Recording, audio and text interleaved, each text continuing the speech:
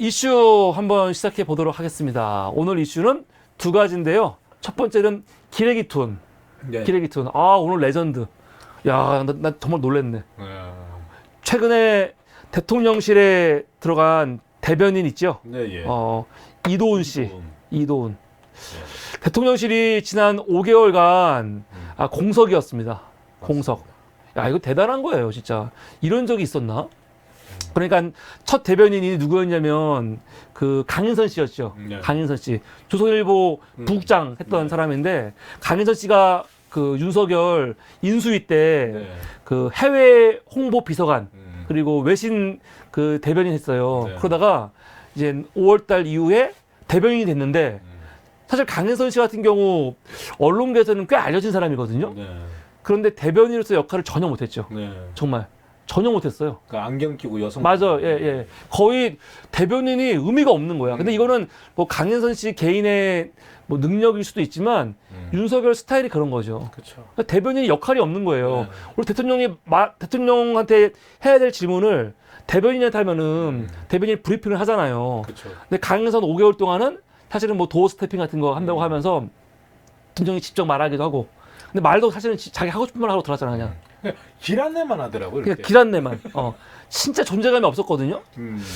그런데 이제 그 대변인을 우리가 봤을 때는 거의 자른 거죠. 네. 자른 건데 이 보직을 바꿔버린 거죠. 뭐 홍보 및 또 뭐 외신 대변인 외신. 쪽으로 바꿔버리고 대변인 임명을 안 해버렸어. 그래서 여러분 아시는 분 어떤 분들은 김은혜가 대변인인 줄 아는데 김은혜는 홍보수석이지 대변인이 아니에요. 네. 그래서 청와대는 지난 5개월 동안 대변인이 없었어요. 예. 없어가지고 윤석열이 도어 스태핑 딱 스톱한 이후로는 대통령실하고 어떻게 대화할 수가 이게 없어. 그러니까 굳이 나오는 게 이재명 그 부대변인 있죠. 그렇죠, 그렇죠. 그 부대변인이 채널A 앵커였잖아요. 그 앵커가 잠깐 얘기하는 것 뿐인데 사실은 존재감도 없고 지금 그만뒀죠. 그만뒀죠. 거기도 이제 그만뒀다기보다는 잘렸지. 잘렸죠. 잘렸다고 보는 게 지금 거의 뭐 정설이죠. 네, 예. 그리고 지금 진짜 이럴 수가 있나? 대변인도 없고 부대변인도 없이 대변인 없이 5개월 공석이었고 부대변인 없이 공석하다가 최근에 2월 5일 날 문화일보의 논설위원인 그 이도훈 씨를 대변인으로 임명을 했습니다. 네. 물론 이제 지금 현직 기자 논설위원을 바로 대변인 데려오는 게 이게 옳은 거냐라는 이야기는 사실 옛날부터 네, 있었어요. 그래서 이거를 이제 폴리널리스트 폴리널리스트, 이 폴리틱하고 저널리스트하고 이 폴리널리스트라고 하는데 저는 폴리널리스트를 굳이 나쁘게 보지는 않습니다. 뭐 필요하면 할 수 있지. 그런데 여기는 정말 해도 해도 너무해요, 진짜. 너무하다. 진짜 너무해요. 나 정말 놀랬어, 요번에. 왜냐면은 대변인 되기 전에 문화일보에 썼던 사설들 다 봤거든요, 네. 쭉. 야, 근데 이거는 제가 봤을 때 사설이 아니고 대변인이 하고 싶어가지고 정말 딸랑딸랑. 이거 뭐라고 할까 맞춤형. 내가 이렇게까지 해주는데 나를 좀 불러달라. 완전히 이제 구애예요, 구애. 구애. 윤석열 대통령실에 대한 구애가 아닌가. 정말 대단하다니까요.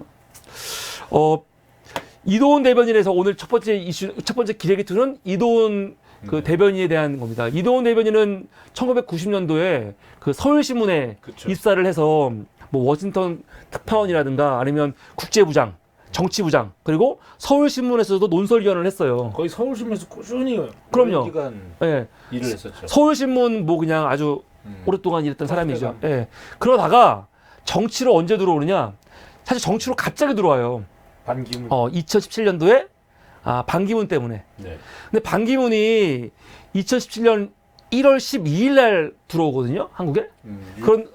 한국에 12일 날 들어오는데 한국에 들어온 다음에 반기문이 대선 활동을 시작하는 게 아니고 이미 뉴욕에 있을 때부터 본인이 대선을 하겠다라고 네. 계속 불을 지폈어요. 예, 입법 깔았죠. 그러면서 반기문 관련된 기사들이 나오는데 그냥 막 통로가 없이 여기저기서 많이 나왔거든요. 여기저기서.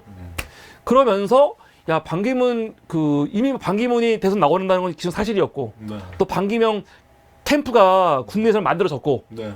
그러면서 이 반기문 그 귀국 하루 전에 반기문 팀이 처음 나와가지고 지금 기자회견을 하는 장면이에요, 이게. 네. 여기 보면은 이제 이도훈, 여기 대변인이 있고, 네. 나머지 두 사람이 있는데, 이도훈 대변인이 여기서 뭐라고 했냐면, 그때, 앞으로 나는 반기문 제8대 유엔 사무총장 대변인이다. 이렇게 얘기를 해요. 아니, 무슨 유엔 사무총장 대변인이야. 나 참, 어이가 없어갖고.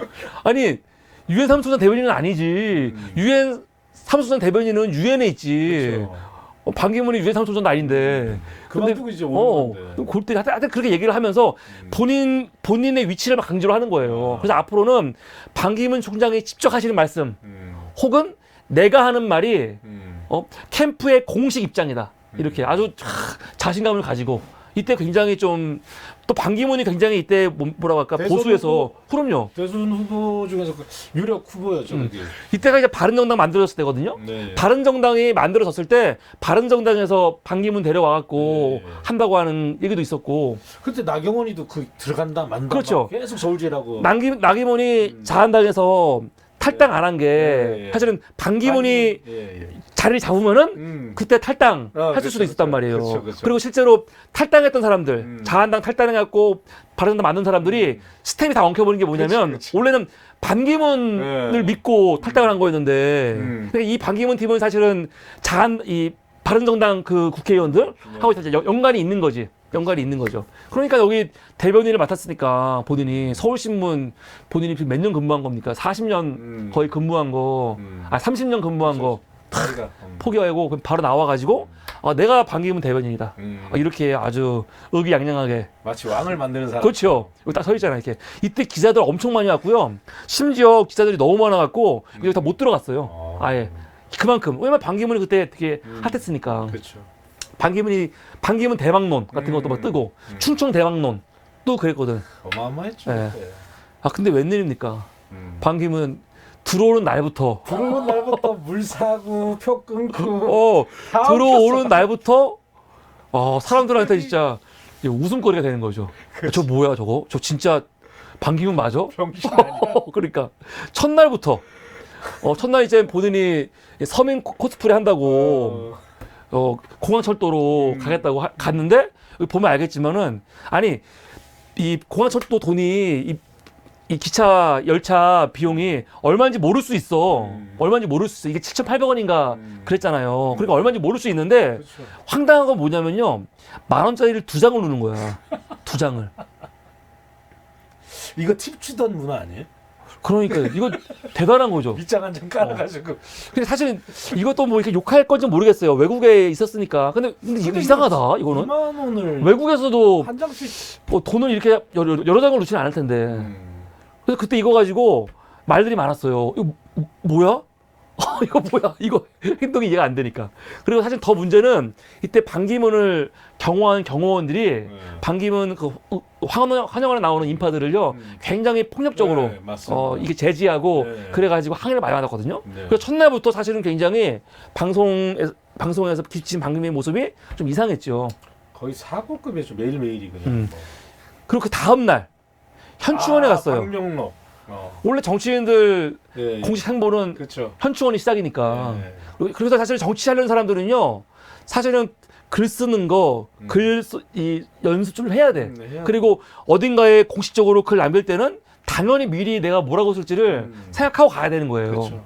근데 반기문 총장이 현충원 가갖고 방문에 글을 남기는데 여기 왼손에 보입니까? 왼손에 페이퍼. 보면 알겠지만은 뭔가를 보고 지금 적고 있는 거지.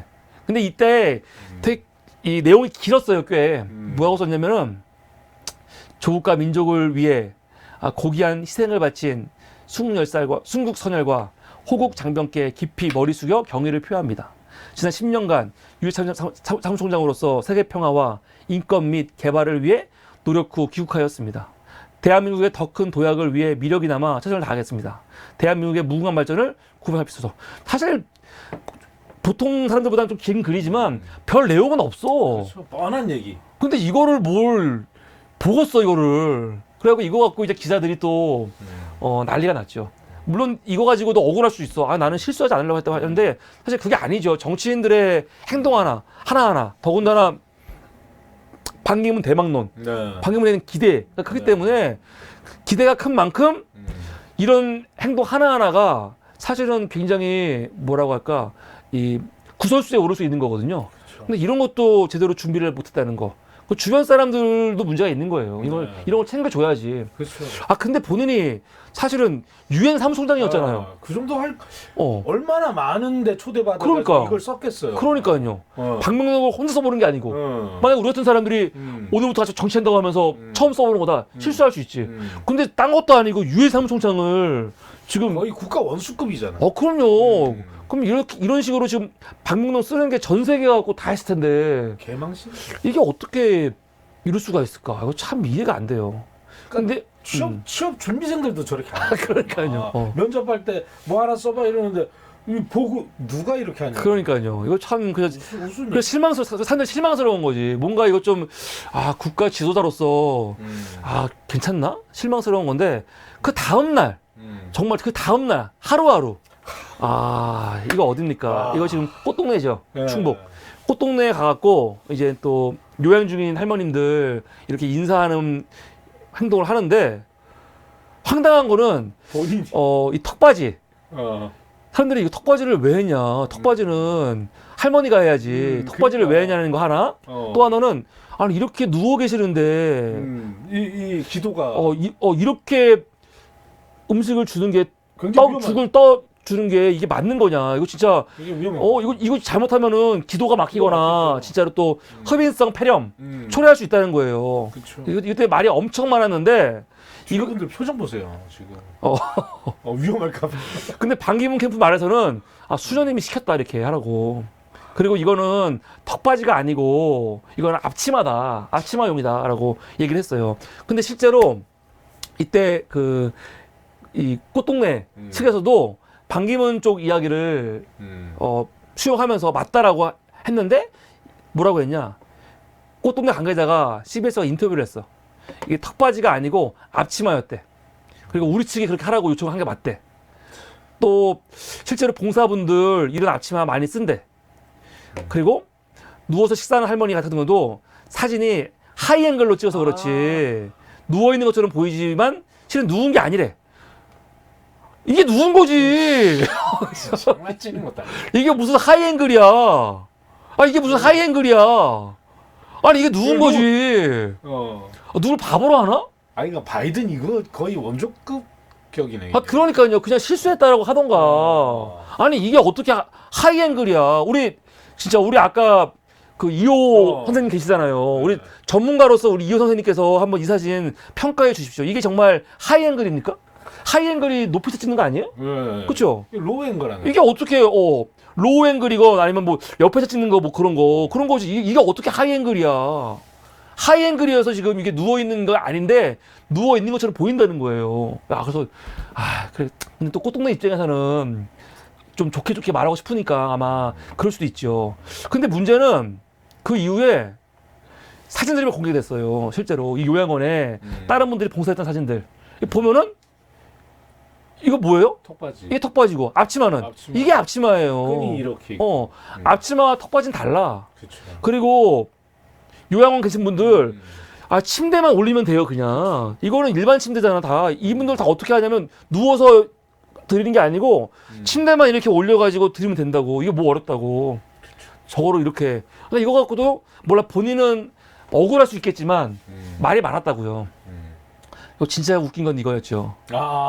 아버지 산소에 가갖고 이거는 영상 보면 진짜 웃긴데 퇴주잔 봤던 거 같아요. 본인이 이제 많은 사람들이 술 아버지 드리고 이거 보통 이게 위에 뿌리는데 이거를 본인이 마셔버렸죠. 마셔버렸어. 그래서 이거 갖고는 얘기가 많아요. 이거 아니다. 이거 퇴주잔이 아니었고 이거 음복이었다. 막 그렇게 얘기하는데 제가 그 말을 읽어보니까 논쟁을 많이 하더라고요. 근데 되게 구차해. 근데 하여 중요한 건 뭐냐면 그만큼 사람들이 관심이 많다 보니까 집중하는 거고 그래서 사실은 행동을 잘하면 거기서 뭐라고 할까 주가가 확 올라가는 거고 그렇죠. 이렇게 연달아 한 거의 일주일을 하루하루 막 코미디 같이 행동을 하니까 그냥 주가가 폭락하는 거죠. 그래서 준비가 하나도 안 된 상태에서 온 거예요.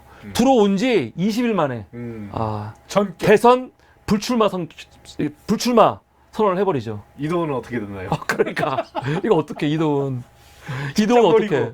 직장 버리고 나왔는데. 아니 진짜로 황당한 거죠. 이동훈 입장에서는 어. 서울신문 30년 일한 거 그냥 버리고 딱 나와서 정말 대통령 대변인 되겠다는 마음으로 반기문 캠프 들어가서 대변인 했는데 20일 만에 낙동강 오리야. 정말 돼버린 거예요. 세됐네. 근데 되게 특이한 게 뭐냐면 아마 제가 알기로는 기자 중에 이런 케이스가 있나 모르겠는데 기자들이 정치하려고 정치에 나올 수 있어. 네. 할 수 있죠. 근데 그 이후에 근데 다시 기자로 돌아가는 경우는 거의 없어요. 그렇죠. 거의 없죠. 난 본 적이 없는 것 같아.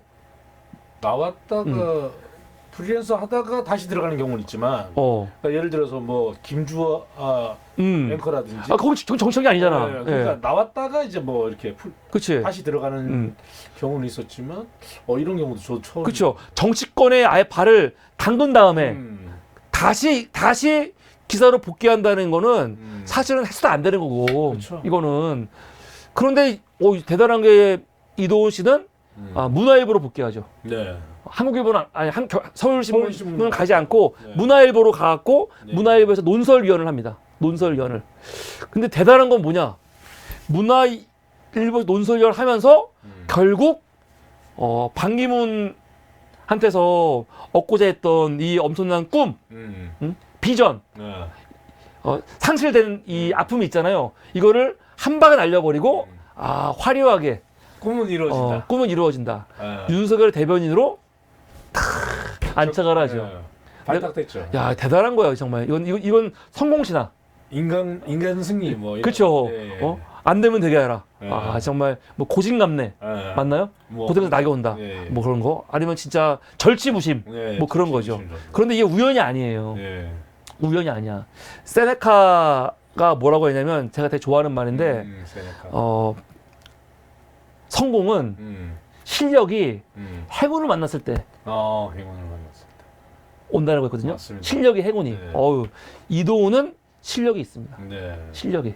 지금부터 어떤 실력이 있는지를 제가 보여드리겠습니다. 나 정말 깜짝 놀랐어. 레전드. 나 이런 논설위원은 본 적이 없어요. 네. 아무리 심해도.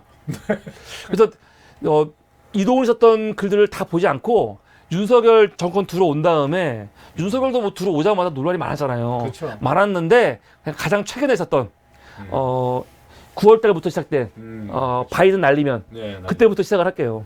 이때 뭐 어마어마했잖아요. 네, 예. 뉴욕에 가갖고 네. 그 뭡니까 글로벌 펀드 7차 재정 공약 회에서 바이든이 뭔가 이제 이야기하는데 바이든하고 이제 인사하러 하는데 바이든이 처음에 인사 무시하고 네. 나중에 몇 초야? 48초인가? 몇 초인가?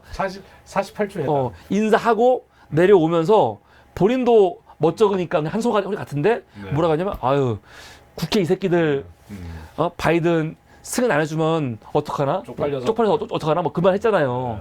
근데 그걸 MBC뿐만이 아니라 모든 언론들이 다 보도했단 말이에요. 그쵸. 그래서 그때 기사가 났죠. 세계 언론, 윤 대통령 비서관 논란, 외교적 재앙. 이게 우리나라만 그런 게 아니야. 해외에서도 이게 이슈가 됐어요. 그래서 뭐 폭스, 블룸버그, 디플로맷, 영국의 가디언, 프랑스의 리베라시옹, 일본의 TBS 다 나왔고 프랑스 같은 경우는 뭐라고 했냐면 윤석열의 외교는 사실상 외교적 재앙이라고 표현을 했어요.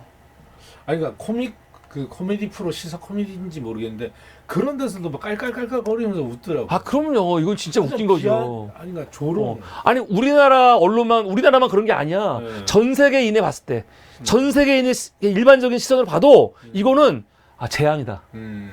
이건 정말 외교 참사다. 그렇죠. 그랬거든요.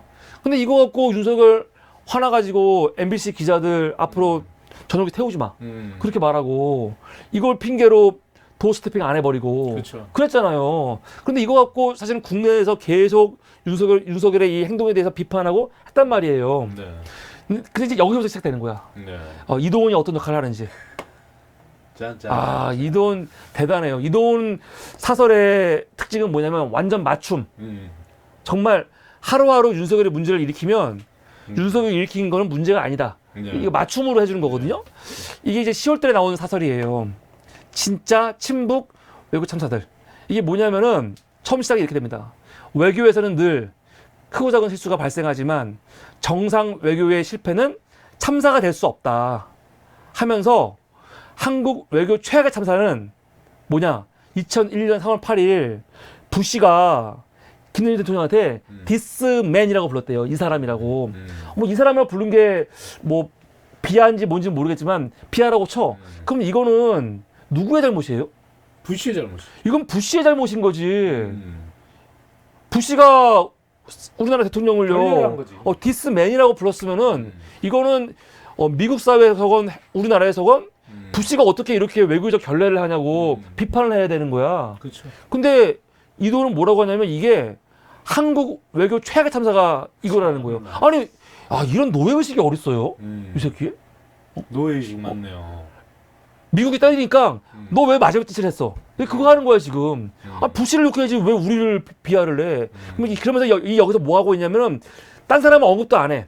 김대중, 노무현 두 사람만 언급하면서 두 사람 때 어떤 일이 있었는지를 별것도 아닌데 내가 볼 때는 이걸 막 이야기를 해. 그러면서 하는 말 뭐냐? 외교 참사는 대통령의 정책이 현실을 외면할 때 발생해 왔다. 그래서 북한을 옹호하는 진보 정권에서 잦았다. 아니 갑자기 북한이 북한이랑 무슨 상관이야? 뜬금포. 문재인 정부 5년간 외교 참사는 열거하기도 힘들 정도. 근데 하나도 얘기하지 않았어요. 네. 더불어민주당이 윤석열 대통령의 최근 순방의 실무적 실수를 참사로 모는 것은 실수를 참사로 모는 것은 기가 막힌 일이다. 뜬금없이. 아니 뭐가 실무야? 윤석열이 사실 외교부가 잘못한 건 없어요. 네. 나는 박진희 해임 건의안 사실은 올리고 그랬잖아. 박진희 입장에서는 억울해요. 억울하죠. 독박 쓴 거지. 박진희 뭘 잘못했어? 윤석열이 그냥 지 평상시에 이런 천박한 말투, 그렇죠. 입버릇으로 바이든 쪽팔려서 어떡하나? 국회 이 새끼들? 이 새끼들. 이거는 윤석열이 한 거예요. 그렇죠. 누구도 예상 못한. 설마 지금 이 공개적인 자리에서 언론들이 다 있고 기자들이 지금 카메라 들고 있는데 전 세계 언론이 그냥 주목하고 있는데 거기서 설마 국회 이 새끼들 쌍욕을 날리고 이런 말이 나올 걸 누가 알았겠어. 사실 바이든 날리면 중요한 게 아니죠. 국회 이 새끼들. 그럼 미국 국회와는 상관이에요. 그렇죠. 나중에 이건 미국 국회 아니라고 하잖아요. 야당이라고. 이건 미국 아니야. 이거는 대한민국 민주당이야. 그래 버리는 거 아니에요. 양쪽 다 매기는 거지 그냥. 어이가 없어요. 그러면서 이거를 이렇게 지금 포장하는 거예요. 야, 김대중, 노무현 때 더했고 대통령 이거는 실무적인 실수야. 이렇게 해주는 거죠. 또 다음 사설. 김건희의 공공외교. 야, 이거 대박이에요. 공공외교. 야, 공공외교. 미술도 아니고 공공외교. 김건희 씨가 사실 영부인으로 너무 설친다라는 내용이 많잖아요. 그렇죠. 더군다나 부속설도 없이 자기가 조용히 살겠다고 했는데. 부속설도 없이 지금 너무 막 설치고 다녀갖고 이거 너무 하는 거 아니냐라고 이야기가 많거든요. 심지어 해외 나가갖고 영부인들 공식 프로그램 같은 거 있으면 참석 안 해버리잖아. 암세 안 해버리고 혼자 개인 일정 가버리는 거예요. 이거는 정말 잘못된 거지. 그렇죠. 왜 결례고 이런 게 어딨어? 그래서 사진 보면은 영부인들 해외에서 같이 사진 찍는 거에 없잖아요. 찍혀도 그냥 머리만 뺏고. 없거나 없을 때가 있고 혼자 딴 데 가갖고 행동하고 개인 일정을 막 한단 말이에요. 그렇죠. 이거는 사실은 굉장히 문제가 있는 건데 캄보디아에서 다 알고 있는 것처럼 안고 찍는. 14살짜리 중학생 2학년 몸이 아프지도 않아 얘. 보니까 건강한 애야. 심장병이 있다고 하지만 애가 심장병 제외하고는 건강한 애예요. 더군다나 덩치가 커. 중2. 얘를 그냥 안고 피에타. 하늘을 쳐다보면서 피에타 코스프레 하는 거죠. 야 진짜 웃긴. 그래가지고 이거 갖고 말이 많았어요. 지금 도대체 화보 찍으러 가는 거야? 이런 얘기가 많았단 말이에요. 그런데 이거를 이도훈이 뭐라고 하냐? 공공외교. 공공외교라는 건 뭐냐면은 외교관이나 아니면 공적인 지위에 있는 사람들이 하는 외교 말고 그 외의 외교들 있잖아. 일반 국민들 혹은 연예인들이 그치, 하는 연예인들. 이런 외교 있잖아. 그런 것들을 공공외교로 치는 거거든요. 뭐라고 하냐 이렇게 얘기합니다. 현대 외교에서 새롭게 떠오르는 개념이 공공외교래요. 그러면서 지금은 국민의 역할이 갈수록 커지면서 외교 상대국 정부는 물론 국민과 직접 소통하는 것이 중요해졌대. 좋은 말이에요. 이건 좋은 말이야. 그런데 김건희가 그냥 국민은 아니잖아요. 그렇죠. 그냥 국민은 아니잖아. 네. 그래서 김건희가 영부인으로서 너무 설치는 거 아니냐, 아니면 너무 뭐라고 할까 과한 거 아니냐라는 거에 대해서 아니 지금 김건희 씨는 공공외교 하고 있는 거야. 공공외교. 이렇게 얘기해 주는 거죠. 서사를. 윤석열 대통령의 아세안 G20 정상회의 기간에 김건희 여사가 새로운 영부인 공공외교를 시도했다. 이거 만들어 주는 거죠, 말을. 영부인 공공외교. 야, 김 여사는 배우자 프로그램인 앙코르와트 방문 대신 심장병 뇌 질환을 앓고 있는 캄보디아 어린이집을 찾았다는 거예요. 야, 이게 문제지. 지같이 입으로 하잖아. 배우자 프로그램인 앙코르와트 방문. 배우자 프로그램이 있어요. 이거 되게 중요한 거예요. 왜냐하면은 캄보디아가 이때 코로나 때문에 여행객이 엄청나게 줄었거든요. 근데 캄보디아의 이 GDP에서 그 관광의 수익이 굉장히 많이 차지하고 있어요. 근데 그게 확 줄어가지고 캄보디아가 진짜로 고민이 많았거든. 그래서 요번에 G20 할 때, 아세안 할 때 뭐 한 거냐면 영부인들이 앙코르와트를 왜 간 거예요? 이거 영부인들 재밌게 보라고 가는 거 아니에요. 그렇죠. 그 자체가 돈으로 계산할 수 없는 관광지 홍보가 되는 거거든요. 홍보가 되는 거예요. 전 세계로 다 나가는 거지. 만약에 김건희가 앙코르와트 갔어 봐. 우리나라 언론들이 앙코르와트 찍지 않겠어요? 근데 김건희 때문에 우리나라에서는 앙코르와트 사진 하나 나오지 않았어요. 물론 이제 다른 영부인들 갔었다. 하나쯤 나오는 거지. 근데 만약에 김건희 갔어 봐. 그러면 우리나라 언론들이 앙코르와트에 대해서 아예 기획 기사를 써버리지. 그러니까 김건희는 이걸 무시해버리고 그냥 어린이집에 가버린 거야. 캄보디아의 입장에서는요, 황당한 거예요. 어마어마한 국가적 결례죠, 그거. 이거 엄청난 결례죠. 이게 뭐 하는 짓이야. 말도 안 되는 거지. 근데 이거를 이도호는 오히려 잘했다. 이거야말로 새로운 공공외교다. 근데 공공외교라는 거는 도대체 뭐야, 그러면? 캄보디아하고의 관계를 해치는 게 공공외교야? 그러니까 이게 캄보디아와 관계에서 무슨 도움이 돼? 연맥이고 지 혼자 그러니까요. 화보 찍으러 갔는데. 진짜 어이가 없는 거야. 어이가 없는 거예요. 근데 이거를 공공외교라고 이렇게 얘기해 주는 거 대단하죠. 아름답네. 11월 28일 날 나온 사설이에요. 2022 최악 정치인 후보들. 이거는 뭐냐면 당시 이때 박찬욱 감독의 헤어질 결심이 청룡영화제 비롯해가지고 이제 상을 상 쓸고 막 엄청 이렇게 부각될 때야. 그러면서 얘기하는 거야. 박찬욱 감독 영화가 굉장히 수상을 많이 했는데 2022년 최악의 정치인, 최고의 정치인 누굴까 얘기하는 거예요. 자, 최고의 정치인 누구? 단연 윤석열. 이유는 없어. 그냥 최고의 정치인은 윤석열이래. 그러면서 최악은 누구냐? 유럽연합 대사의 발언을 날조하고 청담동 술자리 괴담을 유포한 야당 대변인. 김의겸이죠. 괴담 영상을 최고위원회에서 틀고 대통령 부인의 캄보디아 공공외교를 조명, 외신 등 가짜뉴스를 섞어 비난했던 의원 장경태. 대통령 흔들기를 정치적 입주 삼는 여당 정치인들이 경합할 만한 후보다. 이러면서 야, 이거는 거의 뭐 저격이네, 저격. 여당 그냥 진짜 이 뭐라고 해야 돼? 문화일보가 최소한 이게 언론이라 볼 수가 없어요. 진짜로. 이게 뭐 기본적으로 지계적인 중립도 없어. 이러면은 실제로 여기 보면은 야당에서 문제 있는 사람들 한두 사람 넣어야 될 거 아니야. 안 넣어요. 그냥 최악은 누구냐? 야당 정치인들. 여당 정치인들이 문제 있는 사람이 얼마나 많아요. 그렇죠. 그런데 아무도 없다니까? 그냥 야당만 공격한다니까? 뭐 가만 생각해도 뭐 그 고릴라 장제원 같은 예. 경우에도 정치하기 전에 뭐 가족 뭐 아버지 역할을 잘해라 뭐 이런 그래놓고 지는 아들 그렇게 키웠잖아요. 그러니까 어이가 없는 거니까 이런 거를 지적할 만 하잖아. 그런데 50 클럽에 있는 정치인들도 그렇고. 그러니까요. 전혀 언급이 없어. 전혀. 대통령 관저와 관련해 가지고 문제가 많은데 그 관저로 윤석열이 1호로 초청한 사람이 누구냐면은 사우디의 빈살만이거든요.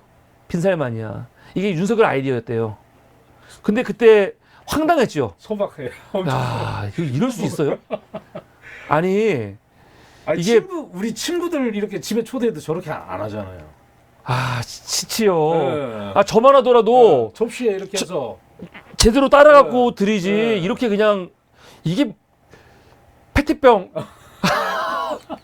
빈살만하게 이거 세계 황당하잖아요. 그래서 이때 우리가 이거 보고 놀랐었는데 이 사진도요 누가 몰래카메라 찍은 게 아니에요. 홍보 그냥 사진으로 이거 누가 보면은 대통령 관저에서 근무하는 사람이 너무 어이가 없어갖고 몰래 찍은 다음에 유포한 걸로 오해할 수도 있어. 근데 이거 대통령실이 유포한 거예요. 그러니까 이거를 유포할 그 자신감. 아 야 어마어마하죠. 어마어마하죠. 어. 근데 이런 게 나왔단 말이에요. 근데 이거를 또 우리 이도훈 뭐라고 얘기하느냐? 소박하다. 한남동 관저 정치. 대통령이 주거동에 처음 초대한 손님은 빈살만이다. 700조 원 규모의 네옴시티 건설 참여, 방위산업 원전 수출 등을 고려해 먼저 마음을 연 것이다. 좋아. 그만큼 중요한 손님이라는 거지. 그런데 특히 거실의 작은 탁자에 물 한 잔씩 올려놓고 대통령과 마주 앉았던 빈살만 왕사자는 다른 지도자에게 볼 수 없었던 검소함과 소탈함에 큰 인상을 받았다고 한다. 거의 뭐 불교의 귀에서 무소유 뭐 이런 건가요? 야 대박이지 않습니까? 야. 아니 빈살만이 진짜로 이걸 경험한 다음에 정말 너무 소탈하네요. 이렇게 말했는지 안 했는지 모르겠는데 말했다고 쳐. 그게 진심이겠어요? 얘는 그냥 집 통째로 옮긴다면서요. 그러니까요. 빈살만이 진짜로 이렇게 했는데 대통령 참 검소하시네요. 했다고 쳐. 그럼 이게 진심이겠어? 나는 진심이 아니라고 생각해요. 연맹이. 그래서 보면은 빈살만이 윤석열한테 주는 선물이 있었거든요. 그 선물을 어떻게 줬냐면은 제대로 갖고 와서 준 게 아니고 선물 내가 넣고 왔는데 가지러 와라 해가지고 아마 와서 갖고 왔을까 그랬을 거야. 이거 진짜로 어이없게 했다니까요. 근데 너무 어이가 없는 게 이거를 이런 식으로 쓰는 거야. 다른 지도자에게 볼 수 없었던 검소함과 소탈함에 큰 인상을 받았대 빈살만이. 법정 스님을 만나 뵙고 그런 느낌이야. 진짜 어이가 없어요, 진짜. 근데 여기서 이것만 하는 게 아니고 그 다음에 어떤 얘기를 하느냐. 이때는 아직 한남동 관저 보면은 윤석열이 친한 사람들만 부르잖아요. 네. 이건 그 전이에요. 아직은 누굴 부른 적이 없어. 근데 앞으로 이제 부를 계획이 있는 건데 이거를 이동훈이 어떻게 쓰냐. 이건 완전히 여당 대변질이라니까요. 뭐라고 쓰냐. 앞으로 이재명 대표는 기소가 돼 재판을 받고 있고 추가 기소 가능성이 있어갖고 초대받기 쉽지 않대. 그러나 이 대표 신변 문제가 정리되거나 야당의 새 지도부가 구성되면 한남도 관저 문턱이 닳도록 야당 인사들도 드나들 것으로 참모들은 기대한대요. 야 이게 무슨 개소리야? 이게 언론이 지금 야당 대표 빨리 바꾸라 그렇게 하고 있는 거죠. 지금 윤석열이 지금 뭡니까 임기 벌써 5월 달부터니까 벌써 몇 개월 됐어. 9개월 돼가잖아. 한 번도 한 번도 안 만났잖아. 네. 그러면 이거는 영수회담 누가 봐도 대통령이 야당과 대화하려고 노력을 안 한다. 네. 협치를 안 한다라고 비판하고 욕해야 되는 거거든요. 그렇죠. 누가 봐도 말도 안 되는 짓을 하고 있는 거예요. 근데 이걸 가지고 이렇게 써주는 거지. 이거는 이재명이 잠재적 범죄자니까 그러는 거야. 대화하고 싶으면은 야당 지도부 빨리 바꿔. 야 이게 말도 안 되는 거죠. 그러니까 윤석열 마음에 들어가서 빙의하듯이 쓴. 그러니까요. 네. 이게 완전히 야당 대변지도 아니고 그냥 윤석열 대변지. 진짜로 문화일보가 이게 여러분 지금 진짜 무슨 야당 그게 아니에요. 문화일보예요. 문화일보. 신문 언론이야. 언론에서 이런 식으로 사설 쓰는 거예요. 야, 난 이렇게까지 노골적인 거 본 적이 없어. 진짜 노골적이네. 윤석열이 민노총에 대해서 굉장히 발언 세게 하고 분노하고 했잖아요. 네. 진짜 너무 심하게 어이가 없게. 그럴 때 또 두 노총 뿌리와 정체성 하면서 한국노총하고 민노총을 비교를 해. 그럼 이 새끼 참 나쁜 새끼인 게 이동훈이 한국노총은 좀 띄워줘요. 그렇죠. 그래도 좀 노총다워 이렇게. 근데 민노총한테는 뭐라고 하냐? 민노총의 창립 선언문은 사회의 민주적 개혁을 통해 전체 국민의 삶의 질을 개선하고 더불어 조국의 자주 민주, 통일을 앞당기기 위해 가열찬 투쟁을 전개할 것이라고 밝히고 있다.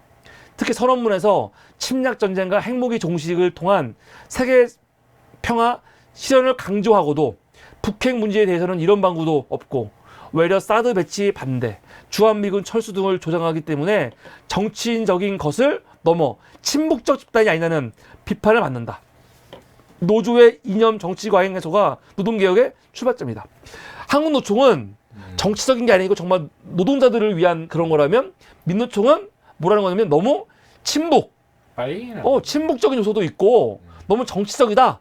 그 얘기를 하고 있는 거예요. 그러니까 딱 윤석열이 뭔가를 관심을 가지고 딱 얘기하면 거기에 맞춰서 하고 글을 써주는 거지. 그렇죠. 근데 이거는 그때 윤석열이 화물연대라든가 노조에 대해서 얼마나 사실은 강경하게 합니까? 그거와 관련해갖고 비판하는 건 하나도 없어. 네. 그냥 오로지 윤석열이 하고 있는 거에 대해서 그냥 발 맞춰가지고 네. 해주는 것밖에 없다니까요. 네. 야 진짜 황당한 거. 이거 정말 대박이에요. 북한에서 무인기 왔잖아요. 네. 무인기 왔는데 우리나라 제대로 대응 못했잖아요. 그렇죠. F-15 나가고 경항공 나가고 네. 전투기 나갔는데 하나 못 잡았거든요. 그렇죠. 그리고 이거는 진짜로 할 말이 없는 거예요. 그렇죠. 엉망인 거예요. 전쟁이 나서 큰일 나는 그래서 거거든요. 이거 갖고 정부가 욕 많이 먹었잖아요. 또 근데 윤석열이 이때 더군다나 뭡니까? 보내러 그랬잖아요. 갔다 왔어. 갔다 와갖고 지금 사실은 그 UN 로부터 지금 이거 너희들 정전협정 위반했다고 지금 진짜 당했거든요. 네. 지금 문제가 많다고요. 그렇죠. 더군다나 북한에서 드론이 5대인가 와가지고 대한민국 상공을 그냥 막 유린하고 있는데 이때 안보회의도 안 열었잖아요. 그렇죠. 안보회의도 안 열었어. 그래서 비판이 많단 말이에요. 근데 이거를 이도 뭐라고 하냐? 군사적 측면에서 전화위복이래요. 북한이 이렇게 무인기 왔다 간 게, 안 왔으면 어떡할 뻔했어? 왔다 간 게 전화위복이 됐대. 왜 전화위복이 됐냐? 이것 때문에 윤석열 정부가 북한의 구식 무인기에 대응하는 레이더 탐지 및 유격 시스템을 정비하는 한편 최첨단 드론 개발을 본격화했기 때문이래요. 한미연합군의 최첨단 드론이 평양 상공을 헤치고 다니게 될까봐 북한의 권력자들은 마음 편하게 잠들기 어려울 거래 앞으로. 와. 야 대박 아닙니까? 아니 이런 사고로 보잖아요. 그럼 이 새끼들은 대한민국에서 일어나고 있는 모든 참사 같은 게 다 전화 위복이에요. 전화 위복이죠. 세월호 참사. 네. 이 새끼들은 전화 위복인 거야. 네. 앞으로 이 참사로 인해서 앞으로 대한민국이 해양 사고와 관련해갖고 굉장히 더 키우겠네. 이태원 참사 전화 위복이네. 앞으로는 이제 이런 큰 행사 있으면은 정부가 더 긴장하고 준비하겠네. 이게 말이 돼요? 개쓰레기네 이거 새끼. 거의 그거예요. 천공 사고예요. 천공이 그랬잖아. 그렇죠. 이태원에서 이렇게 많은 젊은이들이 목숨을 잃었는데 뭐라고 했죠? 어느 주가 뭐 무슨 질적으로 많이 이렇게 사고가 나야지 이게 무슨 뭐 좋은 것처럼. 지금 입에 담지도 못하겠어. 기억 그러니까 빨리 지워버리다 보니까. 아니 어떻게 이게 전화 위복이야 이게. 늦게나마 이런 걸 하는 건 좋은데 이게 어떻게 전화 위복이라는 표현을 써 이거를요. 병신은 어이가 없다니까요. 이 정도는 진짜 처음 본다. 대박이에요. 이게 거의 북한 김일성 수령님 그럼요. 네. 똑같아. 수류탄으로 저 솔방울로 수류탄을 던지고. 그러니까 뭐가 달라 이게. 그냥 윤석열이 하는 모든 것들은 다 옳다라는 걸 전제로 해가지고 지금 해주는 거 아니에요. 1월 27일 날 쓴 사설이에요. 이게 마지막 사설. 뭔지 알죠? UAE가 갖고 이란은 UAE 적이야. 집 어때로. 근데 그 당시에는 어떤 뭐냐면 UAE가 이란한테 다시 대사 파견해가지고 UAE와 이란이 같이 협력 맺고 뭔가를 잘 도모할 그런 시기거든요. 이란 입장에서도 UAE 입장에서도 이란과 앞으로 협정, 평화협정이라든가 평화로운 걸프만 중심으로 한 이런 여러 가지를 논의하고 막 그럴 때래요. 대사관 보내고. 근데 그럴 때 윤석열이 지 멋대로 UAE 적은 이란이야. 지가 뭔데? 지가 뭔데? 근데 UAE 입장 안 나왔어요. 아니 UAE가 만약에 윤석열이 이것 때문에 비판 많이 받았거든요. 이런 어떻게 이런 소리를 하냐? 그럼 UAE가 이란 우리 적 맞아요. 이렇게 말해주면 해결되지. 근데 유해 그런 말 안 해요. 그렇죠. 그런 말 안 한다고. 그런데도 계속 국민의힘이건 한동훈 지금 그러잖아. 원론적으로 맞는 말이다. 아니, 이란이 유해정 맞다. 유해라고 사이 안 좋다. 이게 사이 좋고 안 좋고 간에 이거를 대한민국 대통령이 가서 그때 소리를 못 들어가냐고. 정진석까지도 또 보탰잖아요. 그러니까 어이가 없는 새끼라니까요. 우리가 할 말이 아니야. 할 필요가 없는 얘기예요. 또 이란과 우리 가는 건 뭐가 돼? 이 얘기 할 때 맥락이 뭐였냐면 대한민국과 이란은 뭐 형제국이고 여러분이 있는 이곳이 여러분들의 조국이라고 했어. 그렇죠. 근데 UAE는 이란과 적이야. 우리의 적은 북한이고. 그러면 대한민국의 적이 북한이고. 그 이란이라는 뜻이에요. 이란이죠. 이런 말도 안 되는 소리를 해버리는 거야. 야, 나 진짜 어이가 없죠. 근데 이거를 이동훈이 어떻게 또 얘기해 주냐? 맞다라는 거죠. 지금 걸프 협력 회의라고 있는데 걸프 협력 회의에서 이란과 사이가 안 좋다. 특히 UAE가 이란과 특별히 사이가 안 좋다는 거예요. 이란 같은 경우는 혁명수비대가 있잖아요. 혁명수비대는 공적인 사실은 기관이 아니에요. 여기 민병대야, 민병대. 그래서 이란 같은 경우도 혁명수비대 때문에 되게 골치를 써요. 골치 아픈 곳이야. 힘이 세기 때문에. 근데 혁명수비대 같은 경우는 굉장히 급진적이죠. 그래서 여기서 어떻게 했냐면 서방 국가들, 미국이나 유럽연합, 이스라엘, 캐나다를 적으로 분류했어요. 심지어 한국도 포함됐다. 아니 어쩌라고. 그렇다는 말. 이란은 이제 UAE뿐만 아니라 대한민국의 안보까지 위협하고 있다. 그럼 뭐야 이거? 이란이 우리 적이라는 거야 또? 이거를 더 강하게 얘기하는 거야 지금. 그러니까 윤석열 말이 맞다는 걸 얘기하려고 이렇게 쓰고 있는 거예요. 근데 이 새끼가 문제가 뭐냐면요. 사설 자체도 문제가 있는데 다 문제가 있지만 난 이건 진짜 문제다 생각해. 이게 며칠이야? 1월 27일이거든요. 네. 이 새끼가 이동훈이가 지금 대변인 된 게 2월 5일이란 말이에요. 그러면은 2월 5일 날 갑자기 전화 걸어갖고 도훈 씨, 우리 대변인 좀 해줄래요? 했겠습니까? 아니죠. 최소한 이게 언제부터 아무리 논의가 되겠어요? 최소 한 달에서 한 달 전에는 있지 않겠어? 최소. 그러면 이 글을 쓸 때는요, 이미 지가 대변인 될 게 거의 확정이 됐을 때 쓴 거야 이게. 그렇죠. 그러면 이거는 사실은 문화일보 입장에서도요, 이 새끼 비판을 해야 되는 거야. 사과해야 되는 거야. 이건 너무 노골적인 거잖아. 그렇죠. 지가 사실은 완전히 대변인 될 거를 정확하게 알고 있고 거의 확정이 됐음에도 불구하고 이런 사설 쓰면 안 되는 거지. 그렇죠. 근데 그래 버리는 거야. 닥터 이브님 감사합니다. 감사합니다. 바카스 한 명씩 마시라고. 알겠습니다. 네. 바카스 제가 꼭 사드리겠습니다. 네. 정말 나는 레전드야 진짜. 진짜 심하네. 이돈 정말 대박인 거예요. 이러니까 배워야 돼. 이게 실력이라니까요. 우리는 못해 비유성해갖고. 그렇죠. 역겨워서 못하죠. 근데 보세요. 서울신문에서 30년 일하다가 이거를 그냥 단숨에 뒤로 하고 반기문 하나 보고 정치를 시작했는데. 나 지금 속이 미식거리네. 얘 갑자기. 그러니까 뭐가 안 되는 거야 지금. 막 아니 이러면 안 된다니까요. 이도훈을 보면서 우리가 배워야 된다니까. 생각해봐요. 30년을 신문사 있다가 이거를 포기하고 정치에 들어왔는데 반기문이 20일 만에 낙마를 했어요. 이거는 어떻게 해? 내 인생이 거의 부정당하는 기분일 거야. 그런데 여기서 좌절하지 않고 포기하지 않고 문화일보에 들어가서 절치부심하다가 윤석열 대통령이 되는 걸 확인하면서 그때부터 정말 이렇게 자기의 모든 능력을 동원해가지고 사설을 써주잖아. 논설을 써주잖아요. 그러니까 결국 대변인 됐잖아요. 야, 진짜 속이 진짜 안 좋아. 성공 스토리. 이러면 안 돼요. 이러면은 크게 못 돼. 귀를 좀 씻어야 돼. 보이즈비 앰비셔스. 야망을 가지세요. 근데 야망만 가지면 안 돼. 이런 능력이 있어야 돼요. 와, 여러분 이게 바로 레전드다, 진짜.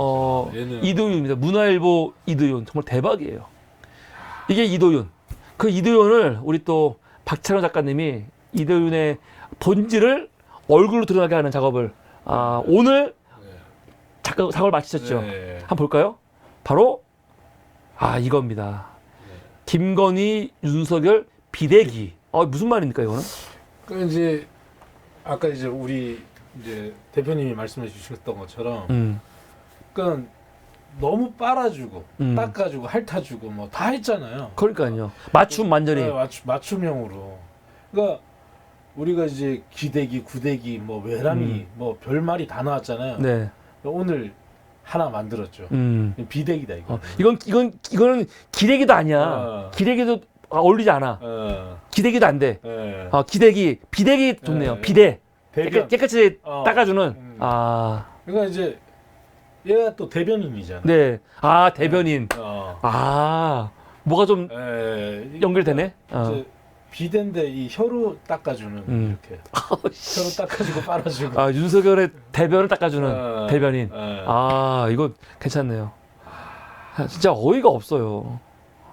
작품 소개도 좀 설명 좀 해주시죠. 이 작품. 지금 많은 분들이 코를 굉장히 포인트를 보고 있는데 맞습니까? 예, 맞습니다. 코랑 뭐 그러니까 사실은 이 포인트 찾기가 좀 어려웠을 것 같은데. 예, 사실 이 사진이 그나마 좀 특징이 나온 사진이고 나머지는 사실 특징이 거의 없더라고요. 표정이 네. 그러니까 이런 소위 철면피 뭐 이런 애들은 얼굴이 그 누구더라 이름이 지금 생각 안 나는데 대부분 저기 지금 국민의힘당 애들 보면은 너무 뻔뻔스럽게 얘기하는 모습 보면 표정이 거의 굳어 있거든요. 네. 그러니까 얘네들은 웃지도 못하고 웃는 게 되게 어색해요. 오히려. 네. 그러니까 표정이 없으니까 이걸 특징 잡기가 너무 힘든 거야. 그러니까 캐릭터성 있는 애들 빼고는 뭐 네. 김도읍이나 고릴라 이런 애들은 특징이 나오지만 장전 되게 싫어하나 봐요. 한 번도 장전을 이름으로 부른 적이 없어. 고릴라. 예.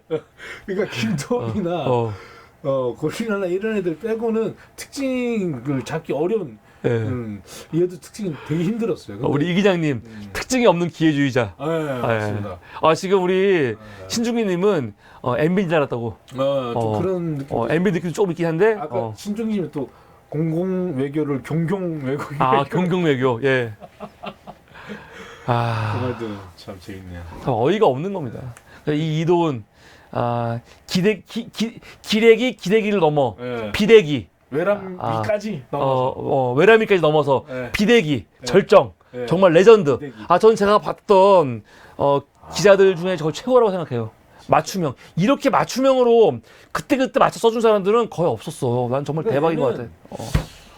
거의 설사도 그냥 바로.